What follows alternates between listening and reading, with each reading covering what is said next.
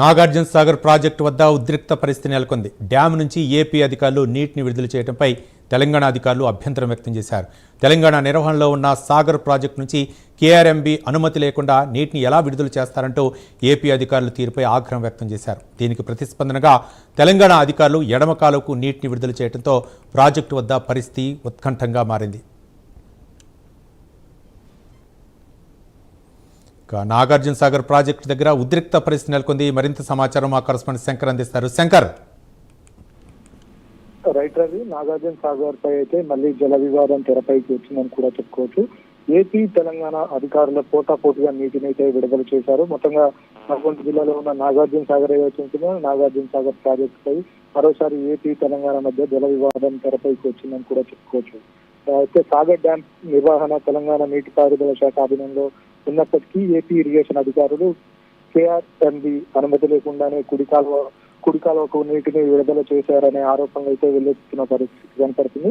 అయితే ఏపీ అధికారుల చర్యకు ప్రతిస్పందనగా అయితే తెలంగాణ ఇరిగేషన్ అధికారులు కూడా ఎడమ కాలువకు నీటిని విడుదల చేసినట్లు సమాచారం అయితే అందుతున్న పరిస్థితి కనపడుతుంది. అయితే దీంతో సాగర్ ప్రాజెక్టు వద్ద ఇరు రాష్ట్రాలకు సంబంధించిన అధికారుల మధ్య మరోసారి ఉద్రిక్త పరిస్థితులు అయితే నెలకొల్లాయని కూడా చెప్పుకోవచ్చు. కేఆర్ఎంబీ అనుమతులు లేకుండా ఇరు రాష్ట్రాల అధికారులు కాలువలకు నీటిని విడుదల చేయడం ఇప్పుడు చర్చనీయాంశంగా మారిందని కూడా చెప్పుకోవచ్చు. అయితే సాగర్ నీటి విడుదలపై అయితే వివాదం మరింత ముదిరి సాగర్ వివాదంపై అయితే మరింత ముదిరే అవకాశం కూడా ఉందని కూడా చెప్తున్న పరిస్థితి కనపడుతుంది.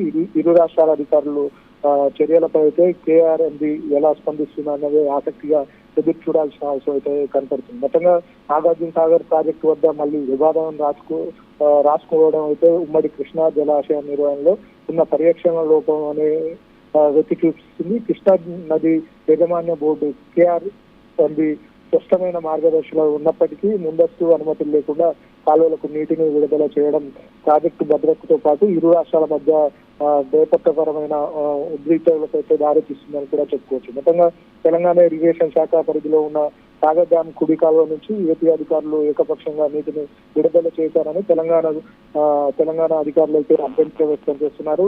సో ఏపీ చర్యకు నిరసనగా లేదా తమ వాటా నీటిని వినియోగించుకునే క్రమంలో తెలంగాణ అధికారులు కూడా ఎడమ కాలువకు నీటిని విడుదల చేయడం శాంతి భద్రత మధ్య సమస్యగా మారిందని కూడా చెప్పుకోవచ్చు. మొత్తంగా రెండు రాష్ట్రాల మధ్య సమన్వయం కుదరకపోతే అయితే బోర్డు ఉత్తర్వులు తగినంత అమలు అధికారం మరియు లేకపోవడం అయితే మొత్తంగా ప్రతిసారి ఇలానే స్పష్టమవుతుందని కూడా చెప్పుకోవచ్చు. అయితే ముందస్తు పరిష్కార మార్గాలు ఏమున్నాయని కూడా అంటున్న పరిస్థితి కనిపిస్తుంది. అయితే ఇరు రాష్ట్రాల ఇరిగేషన్ అధికారులు ఇరిగేషన్ కార్యదర్శులతో పాటు అత్యవసర సమావేశం ఏర్పాటు చేసి తక్షణం కాలువల వద్ద పరిస్థితి అయితే పునరుద్ధరించాలని కూడా నిపుణులు చెప్తున్న పరిస్థితి కనపడుతుంది. మొత్తంగా ప్రాజెక్టు వద్ద శాశ్వత భద్రత మరియు పారదర్శకమైన నీటి కొలతలు కోసం కేంద్ర బలగాలు సిఆర్పిఎఫ్ పర్యవేక్షణలో మరింత సమర్థవంతమైన అమలు చేయాలని కూడా కొంతమంది నిపుణులు చెప్తున్నారు.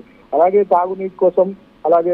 తాగునీటి అవసరాల కోసం తగినట్లు సీజన్ ప్రారంభంలోనే బోర్డు ఆమోదించిన నిష్పత్తి ఏదైతే ఉంటుందో దాని ఆధారంగానే ప్రణాళికబద్ధంగా నీటిని విడుదల చేయడం. కానీ ఇలా ఎవరికి నచ్చినట్టు వాళ్ళు నీటిని విడుదల చేసుకొని పోతే ఇది మంచి పద్ధతి కాదని రెండు రాష్ట్రాల మధ్య ఉన్న స్నేహ ఏదైతే ఉంటుందో దీనివల్ల చెడిపోతుందని అలాగే ఏకపక్షంగా నీటిని విడుదల చేసుకోవడం అంటే కేఆర్ఎంబీ ఏదైతే ఉంటుందో దాని నిష్పత్తి ఏదైతే ఉంటుందో ఎవరికి ఏ రాష్ట్రానికి రావాల్సిన నీరు ఆ రాష్ట్రానికే తీసుకెళ్లాలి, దాని నిష్పత్తి ప్రకారమే తీసుకెళ్లాలి. కానీ ఇరు రాష్ట్రాల అధికారులు ఎవరికి నచ్చినంత వాళ్ళు నీటిని విడుదల చేసుకొని పోవడం వల్ల ఇరు రాష్ట్రాల స్నేహ థ్యాంక్ యూ శంకర్.